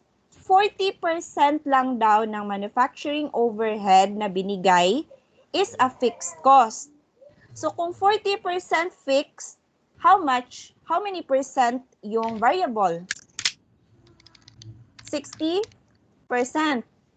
Actually, mali din eh. Joke lang. Kung ang fixed cost is 40%, ang variable cost is 60%.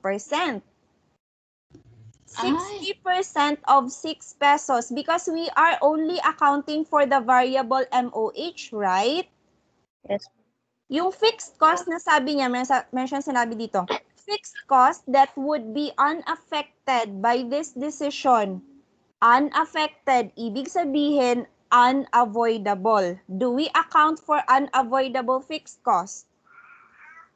Hindi, because we only account for the avoidable portion of the fixed cost.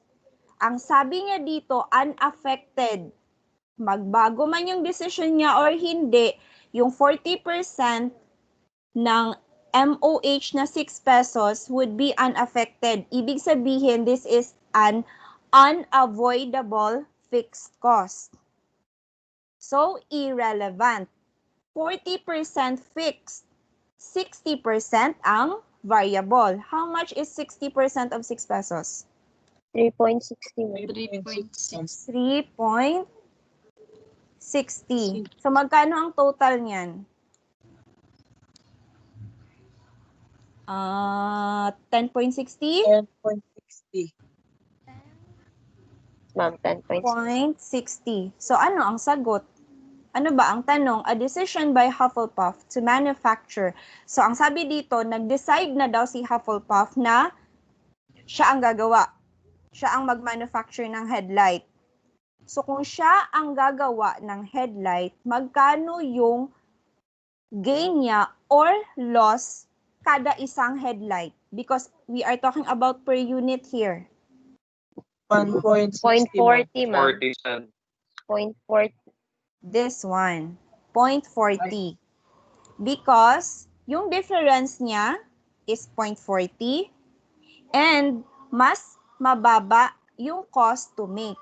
Yes. Diba? The lower, the better. Better. So kung this is lower, actually meron kang gain. For each headlight, meron kang gain na 0.40. Alright? Dapat din yung naka-dollars ni, no? Isa po ng headlight nga. Perting pratuha, tag 4 pesos lang ang DM. It's actually naka-dollars, dapat ito pala. So, yun yun. Again, hindi given lahat ng kagaya nito. Ang haba kasi ng story nung example natin. Pero yung, yung itong assessment, kaunti lang. Again, sa cost to make, always account for DM, DL, the variable MOH. In this case, yung 60%, hindi yung 40%. Be careful of that also. Oo, merong nakalagay na 40%, pero ang sabi, 40% is actually the fixed cost. So, yung 2.40, yun yung fixed cost. Tapos, meron pa siyang sinabi na the fixed cost is not affected by any decision. So, mag-make man siya or mag-buy man siya, yung 40% ng 6 pesos, mai-incur pa rin ng company. Magagastos pa rin. Kasi nga, fixed na unavoidable. And we only account for the avoidable one. So, yung 60% ng 6 pesos na 3.60, i-add mo sa cost to make, meron kang 10.60, and the difference is 0.40. So, which is better, to make or to buy? To make. To make. Magkano yung advantage? 0.40. 0.40 per unit. So, for the last topic, do you want to have a break or do you want to continue? This is the last one. 4 slides. Kaya pa? Or break lang sa? Come on guys, majority. Sige, vote. Ansa man imo ha, Clyde? Quick break. Quick break. Ikaw, Sarah? Diretso. Isa-isa. 1 versus 1. Jacqueline. Wala friend Murag ha? i-reject na sa ako. Wala nag-accept, i-reject. Jackie. Ansa man? Diretso na lang, ma'am. Diretso. Julina, 2 versus 1. Julina. Diretso, ma'am. 3 versus 1. Nel, unsa man? Kampihan mo ang girls o ang imuhang kauban nga Tarong boy? chay. Magtarong Araw chay. mo ha? Malip na daw siya, ma'am. Asa naman, hindi na po di mo iyang mic. Norvik, how about you? Kung unsang ma'am, majority. Yapon ko, ma'am. Sa imo ha? Anong ba? Trump or Biden? Asa man, Norvik? There is no right or wrong dire. Isa Qualitative lang ni. nagkaon na Apatay. po, ma'am. Si Nel, unsa man, Nel? Jillian, diretso ma'am, 4. Wala no. Sorry, Wala, Clyde. majority wins. We Okay have, lang. sige lang, 4 slides. Sige. The third one is to sell as is or process further. So, yun. Goods undergo several conversion processes from original source to final consumption. Let's make an example ha. Example, itlog. Agoy, dako ba? Eggs. Pwede mong ibenta ang eggs. Tag 7 mata ang egg. Pwede pod nga, sabay term, ka ng murag painitan sa para mag-hatch. Parang, tawag ka na, guys. I-incubate. Incubate, ma'am. Sige, let's say na-incubate. Pwede mo ibenta ang eggs. Tag 7. Pwede po nimo i-incubate sa ang eggs para maging piso. I don't know kung tagpila ang piso. Pero pwede po ka mo baligya og piso. Pwede po nga ang piso, dili lang sa nimo ibaligya, imo hasang buhion, mudako siya, may mo na siyang chicken. So, chicken na siya. So, ang chicken, live na chicken, buhi ka nang naa sa mga palengke, mga broiler nga nagdasok, pwede na po nimo to ibaligya ang chicken. Pero pwede pod nga imuha siyang ano god kanang panitan sana Oo. kanang pwede nimo siya ano pa ba kanang patson unya ko ng balahibo para ibaligya nimo siya as dressed chicken na whole. Or pwede pod na parts na. Pwede na nimo siya, pwede po nimo siya nga ibaligya nga naka-cut na, naka-chicken cuts na di ay parts na sa mga. Yan. So dito, goods undergo several conversion process from original source to final consumption daw. In each conversion process, the business has an opportunity to sell now. Pwede na naman siyang i-sell as eggs. Or sell after further processing.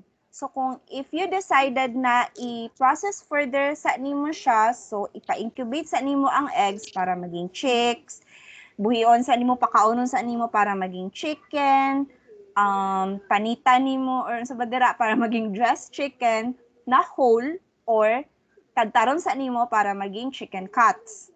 So you have the opportunity to sell now, sell as egg, sell as chick, sell as chicken, or sell after further processing.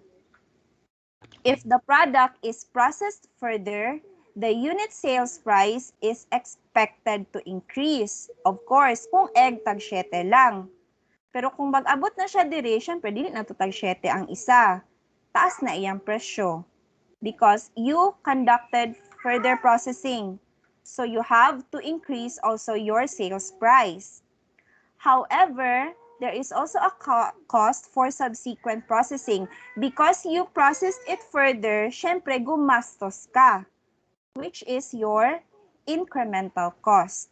Now, dito sa third natin na decision making, we will decide whether to sell na ba now or sell after further processing. Sell now or sell later after further processing. So, paano ba yan? Ano yung mga relevant costs? Ito yung formula. First, the sales value after further processing. Kung dito, if may dalawa tayong, halimbawa, itong dalawa lang, we have this, ito lang, eggs and chicks lang. If we have this example, magkano ba ang presyo ng chicks? Ng sisiyo. Yun yung ilalagay mo dyan. Less the sales value before further processing. In this example, eggs. Magkano ba ang presyo ng eggs? Lagay mo dyan. I-minus mo yun, you will get your incremental revenue. I-less mo, cost of further processing. Magkano ba yung nagastos mo sa pag-incubate ng eggs para maging chicks? Yan yung ilalagay mo dyan. Less ha. And then you will get your increase or decrease in profit. Pag positive yan, increase. Pag negative yung result dito, that's a decrease in profit. So how do we make a decision? If there is increase in profit, we will process further. But if there is decrease in profit or zero ang answer, we will sell as is. Sell now. Don't process it further kasi malulugi ka or wala ka rin lang namang kikitain. So, ibenta mo na ngayon. Pero dito, kasi may kikitain ka because there is an increase in profit, you will process it further. So, sige. Ito yung, ay murag gamay, yun no? Kaya lang ninyo ni siya i-zoom, mo ni siya ang sample problem. Tama naman, ma'am. Okay. Sige. Alpha Corporation produces 3 main products. Ito yon. Meron daw siyang 3 main products si Alpha. The X product, Y product, and Z product. Its production and cost data are given below. So ano ba yung requirement? Which of the products should be processed further? Alin daw dito yung ipaprocess natin further? Ano nga yung criteria natin? How do we know if we should process a product further? Kapag, Mas Increase may of profit. profit. Increase of profit. yes, kapag may increase in profit, kung magpa-positive ito mamaya. Alright? So, sige. Nandito yung unit sales price. Unit ha, ibig sabihin, sales price per unit. Per unit yan. Unit sales price after further processing, 300 after. Unit sales price before further processing ito. So kung makikita ninyo, mas mahal talaga kapag after further processing. Kasi nga, di ba, bakit mo naman ibebenta ng mas mura or kung ano lang, same lang doon sa price mo before you process it further, eh di syempre, lugi ka na nun. So, bibigyan mo talaga ng markup. Kung 250 siya dati, 300 na siya after further processing. 530 siya dati, yung Y, 550 na siya. Tapos si Z, 190 dati, naging 220 after processing. The cost of further processing. Kapag i-process further si X, gagastos ng 120,000 pesos. Kung i-further process naman si Y, may gastos na another 65,000 pesos. Pag ipaprocess further si Z, merong 190,000 pesos na additional cost. Now, si X, 2,000 units lang. Units ito ha. Si Y, 4,000 units lang. Si Z, 7,500 units lang. The total joint cost is 1,400,000. Now, class, sa ganitong decision making, ang joint cost is irrelevant. Take note of that. Lahat ng joint cost sa ganitong decision-making processes, irrelevant ang joint cost, meaning hindi natin isasali sa ating decision-making. So, pampalamuti lang na, pampalibog lang na dira sa problem. Lahat ng mga joint cost. What is joint cost ba, ma'am? Yung joint cost, ito yung nagastos ng company sa pag-produce ng X, Y, and Z. So, gumastos si Alpha ng 1,400,000 and then meron na siyang product na X, Y, and Z. Bakit siya irrelevant? Kasi we are actually talking about the further processes. Yung future cost kasi yung gusto nating makuha. Ito is an example of a sunk cost. Balikan natin yung kanina ha. Sa irrelevant. Yan. Ito.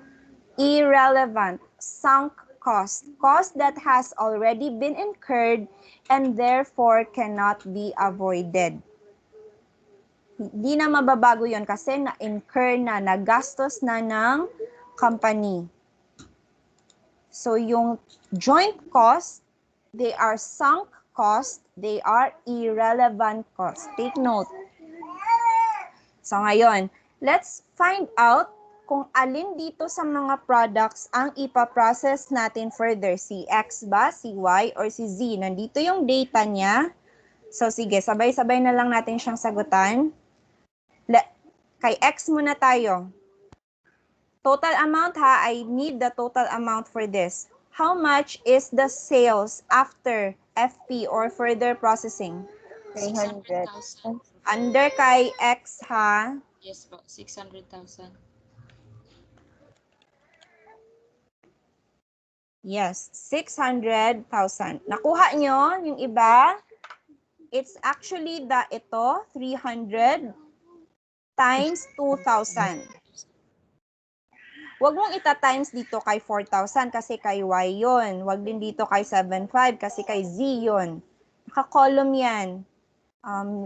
Yung pakialaman mo lang yung sa kanya lang. Okay? Kay X lang. Less, sales before further processing. How much? 500,000. 500,000. So, meron kang incremental revenue na 100,000. 100,000. How much is the cost for further processing of X? 120,000. 120,000. So, mayroon ka bang increase or decrease in profit? Decrease in Decrease, profit ma'am. po is negative Negative og 20,000. Negative 20,000. Very good. So, dali lang siya, no? Dali lang ang sell as is or process further. Why? Sales after FP. 2,200,000. Very good. Sales before FP. 2,120,000. And incremental revenue, 80. 8,000. 80 po. Cost of FP. 65,000. 65,000. May increase or decrease in profit? May Increase, ma'am. 15,000. Increase na 15,000. 15,000. So, positive. Z. Product Z. 1,650,000, ma'am. Dito, sales And before then- FP. 1,425,000. Tapos, how much is our incremental revenue? 225. 225,000. 25,000. How much is the cost for further processing? 190,000. How much is our increase or decrease? Increase, ma'am. Increase 35,000. for 35,000. What is our answer? Which of the products should be processed further? Kasi ito yung requirement. Which of the products should be processed further? Oh, wala naman lagi. Y and Z, ma'am. Y Since sila ang and nag-increase. yes. Why is it? Ano nga yung criteria natin? If there is increase, If there's a you process it profit. further. If decrease or zero ang profit, you sell it as is. So because ang requirement ng problem is which of the products should be processed further, ito yung nag-increase ang profit. So si Y and Z dapat i-process pa further. Tapos si X, sell na siya as is. Sell now or sell as is. Alright? So, dali lang siya, no? So, here's your last problem. Last problem. Iano ko lang ha, merong bago kasi ito, split off point. Ibig sabihin ng split off point is, ano ba yan? Paano ko ba split off point is the point where yung dalawang products naghiwalay. It's the split off point. All costs before the split off point, yun yung mga joint cost. So before, magkasama pa hindi pa nabuo si M and N. So meron pang joint process. But at split off point, naghiwalay na. May na-produce na product M, may na-produce na product N. So all costs incurred before the split off point, yun yung mga joint cost. And again, ang joint cost for this decision making, ano nga, relevant or irrelevant? Irrelevant. Irrelevant. So, hindi magmamatter. Right? So, sige. 5 minutes. Kaya na. Ano, answer mo, Pinkay?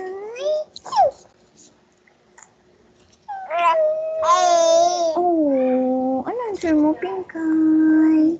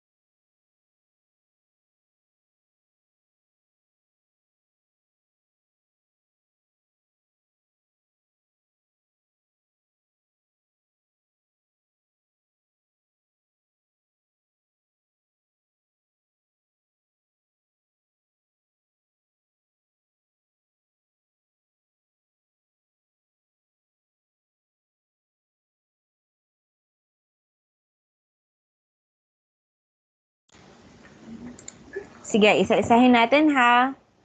How much is our sales value after FP? Masa kung i-times dira, ma'am? Question mo na, if N is processed further and then sold rather than being sold at the split-off point, the change in monthly operating income would be a blank. So, we're talking about N lang. That's why wala siyang column-column like yung kanina. Kasi yung question is pertaining to N lang. So, if N daw is processed further, how much is the sales value after FP? Magkano ba, ilang units ba si N? 50K. 50,000. How much is the sales value after FP per unit? Ang total, ma'am. Yung sales, yung ano man na, yung sales price niya per unit. If N is processed further. 6.30. 30. 6.30. So how much is our sales value after FP? 315,000. 315,000. Less sales value before FP. Again, 50,000 units of N times how much is the 3.20. Yes, 3.20. So magkano 'yon? 160,000. 260? 160, ma'am. 160. So magkano ang incremental revenue? 155, ma'am. 155. And then, how much is the cost for processing further? Ang binigay dito is per unit. Yes, 2.50 times how many units? 50,000. 50,000. So, magkano yun? 125,000. So, the answer is 30,000 30,000 increase. Okay. Dali lang siya. No? Dali lang, no? So, again, sa ating decision making, we have 3. We're done na, guys, ha? So, we have 3. Ito yon yung ginawa natin kanina. Accept or reject. When do we accept a special order? If, sorry, sabaw na kayo. If, If na-profit, ma'am. Very good. if may profit, incremental revenue. yes. Pag may incremental, no. May incremental revenue talaga. Pero dapat incremental profit Yeah. or income. Profit. So, i-accept mo. So, i-reject mo siya kapag Na ay incremental loss. Costly. Yes. Then, sa make or buy, what is our decision criteria? The lower, the better. The lower alternative is the better one. If it's slower to make, so make. If it's slower to buy, then buy. Sa sell as is or process further, what's our decision criteria? When do we sell it as is? Yes, if it's profit, sell as is. When do we... No. I'm asking, when do we sell as is? Pag siya, ma'am, pag wala siya profit, it decrease yung profit. Yes, pag mag-decrease ang profit and kung walay profit. Kung 0, sell as is. When do we process further? Pag increase ang profit. Increase in profit. Yes, increase in profit. Yay! We're done na. Dali lang kung ano yung attendance list. Asa yun? Nalilib ko si Jack. Download.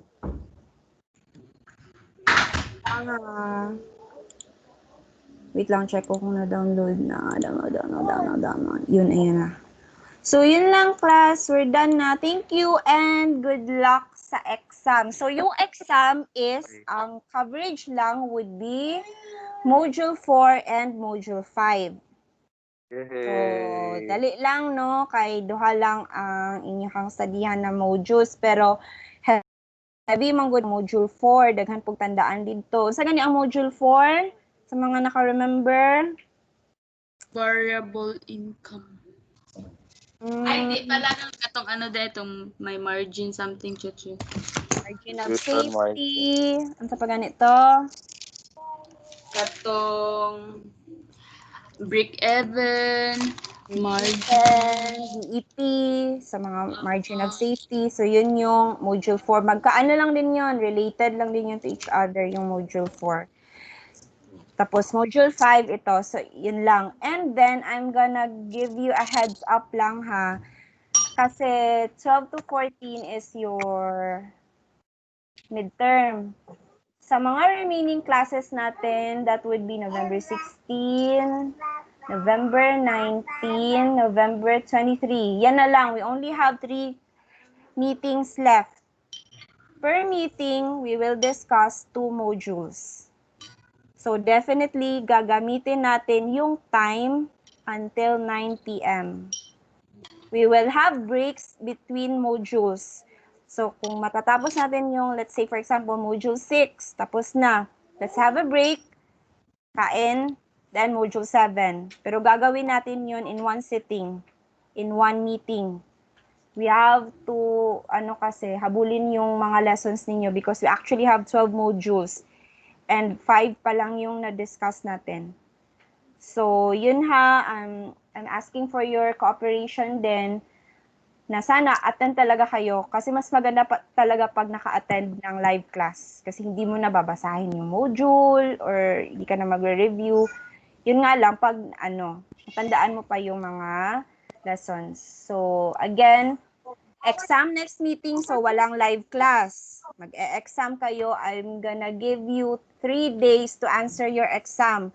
Ma-open yung exam November 12, it will close on November 14. 3 days for you to answer your exam. And then on November 16, 19, and 23, we're gonna have live classes. And in each class, we're gonna discuss at least 2 modules. Pwedeng maging 3 kasi may bungkig pa nga isa, napay isa. So, i-ano ko lang kung which modules yung medyo light lang yung content. Alright? Kasi, finals nyo na sa 26. Dali ara, uy. Very kayo, uy. Very heavy kayo ang Pero sige na lang, laban lang tayo, guys. No. Yes, yes. Yes, laban lang tayo. Diyan tayo magaling sa laban lang. So, sige, yun lang ha. I'm gonna send the module later on kasi pina-furnish ko pa yung Word document ng module para sa mga modulars. Alright? Yes, Sige po, na. ma'am. Eat na Thank you, kayo. ma'am. Bye. Thank you Bye. for attending Thank the you, class. ma'am. Good Goodbye. night. Bye-bye. Si Thank Clyde you, ma'am. makakaunad yun. Bye-bye. Thank Yung you. Bye, ibang ma'am. 1 o'clock modules pa Bye. ha, may tawad. iba sa inyo, hindi pa kompleto yung submissions. Yes, Ha? ma'am. Thank you Please, for the make reminder. up. Yes. Bye-bye. Okay, ma'am. Bye-bye. Jul! Jack, naray ka, Jack. Gusto ko, Jack. Ano, Jack? Wala na niya na sa JC. Oh, sige ka na. Sige, bye na.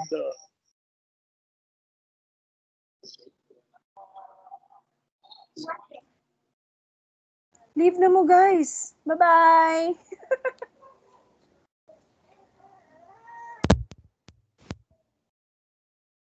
Bye, Narvik.